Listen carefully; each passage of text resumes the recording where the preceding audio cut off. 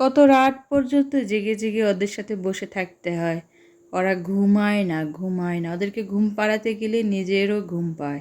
আসলে দেখো, এই দোলনা কতটা কার্যকরী। আপনারা যারা এই দোলনা ব্যবহার করেন না, তারা কিন্তু এই দোলনা ব্যবহার করতে পারেন। ছোট টুনটুনিদের জন্য ঘুম পাড়ানি খুবই সহজ। এখানে রেখে সুন্দর করে কাপড় দিয়ে মুড়িয়ে যদি ওদেরকে দোলনায় দোলানো যায়, খুব সহজেই ঘুমিয়ে পড়ে। নিশ্চিন্তে একটু গুনগুনিয়ে গান গাবেন, মিষ্টি সুরে গান গাবেন, দেখবেন আপনার বাচ্চা নিশ্চিন্তে আরাম করে ঘুমিয়ে পড়েছে। তারপর আপনি খুশি মনে বসে থাকতে পারবেন। এই যে এই পাখিটা দেখতে পাচ্ছেন, এটি কিন্তু আরও অনেক বছর আগে, আমার বিয়ের আগের কাগজ। এটা ছিল আমার বাচ্চার বাবার কাছে, ওকে আমি দিয়েছিলাম প্রেমপত্রের সাথে।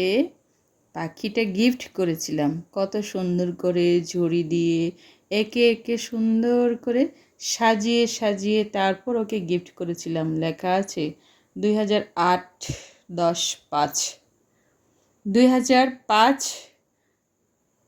সালে 2005 সালে এটা তারিখ সহ লেখা আছে। এখনও সালটা লেখাই আছে, অনেক বছর আগেকার কথা। এখনও কাগজটা আমার ঘরে। আমার সংসার এত বড়, দুজনের ঘরে এত বড় সংসার হয়ে গেছে, এখন 4টা মানুষ হয়ে গেছে, কিন্তু এই ছোট্ট পাখিটা আমার ঘরে এখন এই ঘর ওই ঘর, এই টেবিল ওই টেবিল, ওই ড্রয়ার ঘুরে ফিরে আমার চোখের সামনেই থাকে।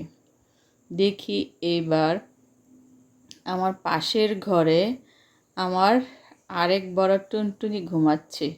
একবারে আপনাদেরকে সরাসরি দেখাবো, কোনো এডিটিং নয়, কিচ্ছু নয়।